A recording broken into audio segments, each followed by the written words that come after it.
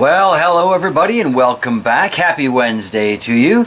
And yeah, I guess since it's Wednesday and we're in the dungeon, we're down here to take a look at what's growing on in the aquaponic garden. I do have a rather significant change I intend to make before I'm done down here today. So let's get started. Quickly, in non-aquaponic news, we can see the oregano is coming back just fine. The peppers continue their struggle. That one, I just don't know. And a lot of my young houseplants seem to be coming along just fine. A quick look at the aphid squad. I did actually do a count yesterday. There are still a full 21 fish in there. And they're looking good. But up from that, we have the aquaponic garden that I made out of that General Hydroponics Euro Grower Garden, blah, blah, blah. Just going to start here with the Aquaponic. I still haven't quite nailed down the nutrient issue. I have added a few things along the way. I think nitrogen. I think I need more fish. So we're going to try and track down a few more of those from someone in town. Because, let's face it, more fish means more plant food.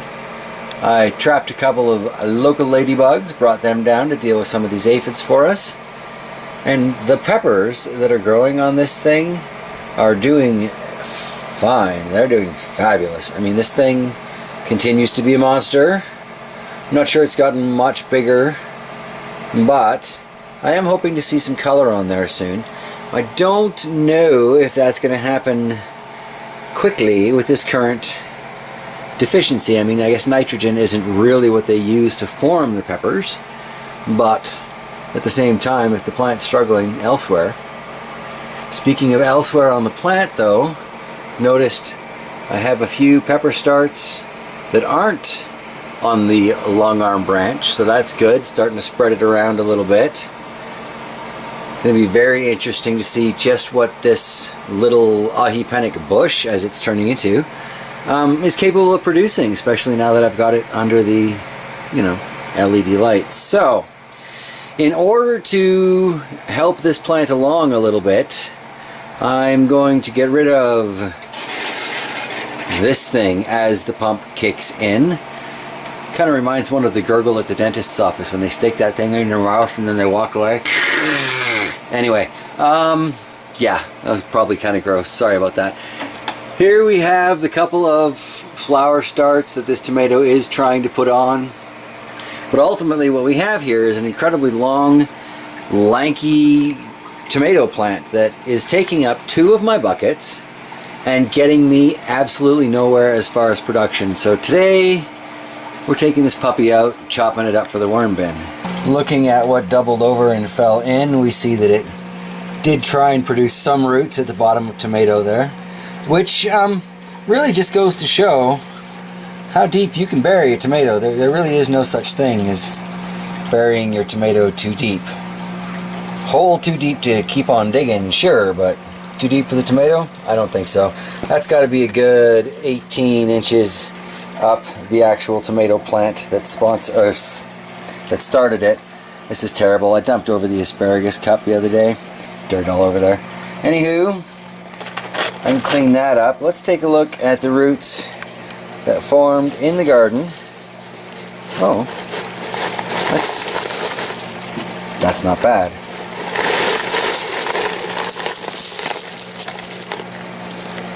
That's really not too bad at all. Some very decent root growth on there.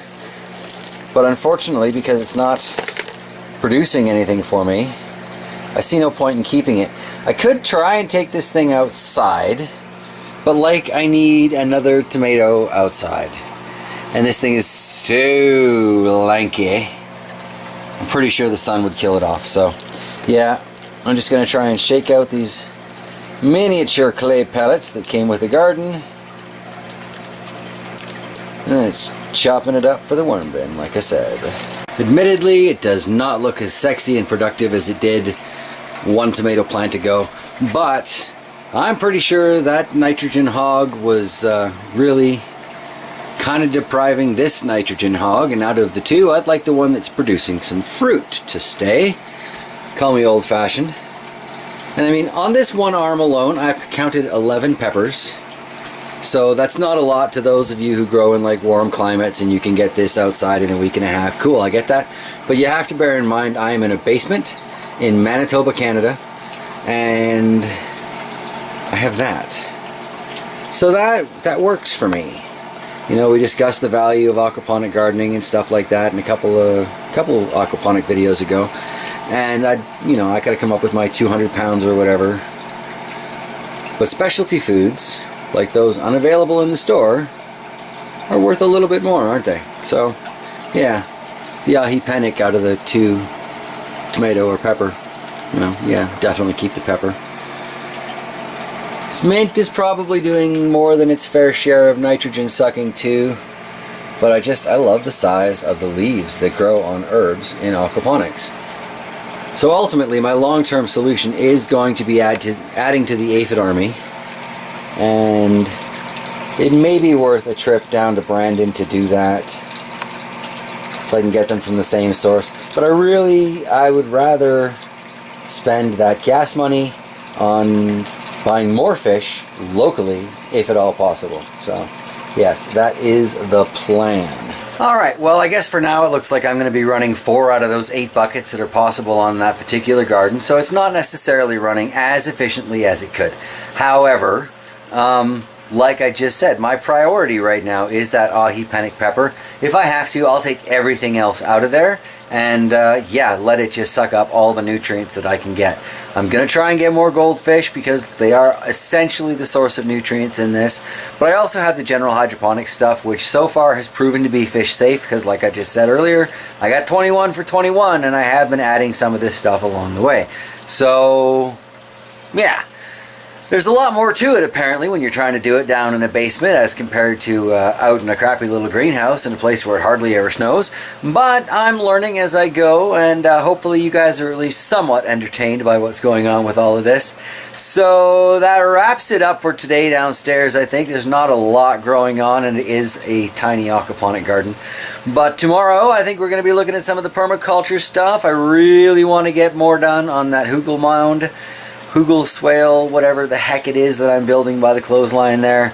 I've done a lot of stripping on those branches and I'm pretty close to breaking soil, I think. Plus, we are probably going to take a look at what I ended up doing with the IBC tote and the old rain barrel to make myself an even better rain collection system. So, yeah, you may want to check back tomorrow. I will see you then. Bye, everybody.